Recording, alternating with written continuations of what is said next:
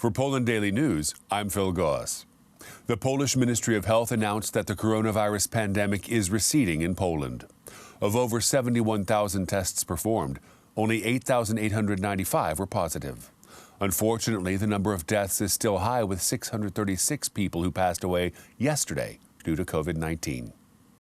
Overall, we have had over 2,776,000 infections since the beginning of the pandemic and 66,533 deaths. So far, over 10,740,000 vaccines have been administered.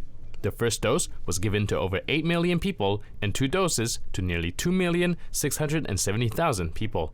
Only yesterday, 244,000 were vaccinated. With the number of infections falling, the government has decided to ease some of the restrictions. It will happen gradually, according to the roadmap presented today. For example, in mid-May, the requirement to wear face masks outdoors could be lifted, and students should return to their classrooms by the end of next month. Prime Minister Mateusz Morawiecki and Minister of Health Adam Niedzielski presented the schedule of easing the restrictions by the end of May. According to the schedule, all students will return to their classrooms by the end of the month. The virus won't go away overnight.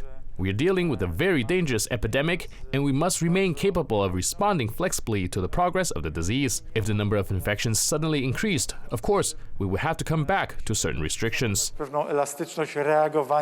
May 4th on, students in grade 1 to 3 all over the country are to return to full-time in-school classes. Art galleries and museums will also be opened, with a limit of 1 person per 15 square meters. Moreover, the government looks forward to opening of hardware stores, furniture stores, and shopping malls. Children are waiting for their return to school.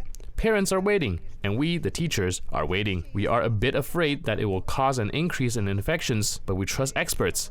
If they recommended that we do so carefully, then we agree. Hotels will be opened starting on May 8th. The hospitality industry has been badly hit by the coronavirus restrictions, and owners welcome the news, even though they will be operating at half capacity with closed restaurants and spas. First of all, hotels at holiday destinations are preparing for the arrival of tourists. Similarly, last year, when the hotels were open, mainly Polish family appeared in them. This year, it will probably be the same. Starting on May 15th, we will be able to enjoy restaurants, bars, and open-air cinemas and theaters. Wedding and communion parties will be allowed with a maximum of 25 guests. The food should be served outdoors. On May 15, we'll also lift the outdoor face mask requirement, now in effect. 2 days later, students in grade 4 and up will return to classrooms. The Prime Minister called for reason during the upcoming holiday weekend. It is still important to keep your distance.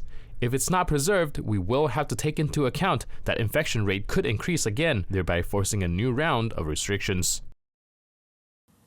The Russian media has put Poland on its list of unfriendly countries. Russian state TV revealed the list of countries deemed unfriendly, according to the Kremlin. The United States of America is at the top of the list, with Poland coming in second.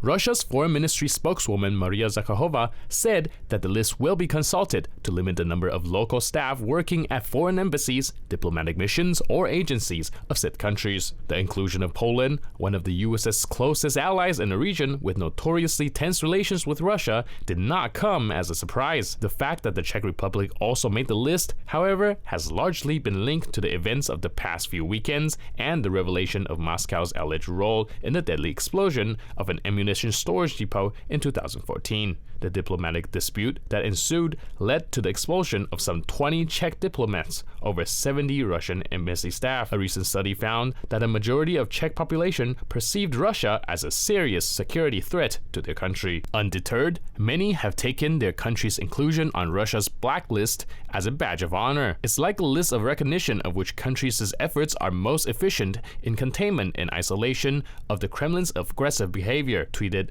Linas Linkevičius, a former defense and foreign minister for Lithuania. Huta Stalowa Wola, manufacturer of Rosomak armored vehicles, today released a video of their latest product, the remote-controlled turret system with double anti-tank guided missile spike launcher integrated on the Rosomak APC. The system, known as RCTS-30, successfully fired 5 Spike LR missiles. The remote control turret will be installed on Rosomak armored personnel carriers, as well as the new Borsuk combat vehicle.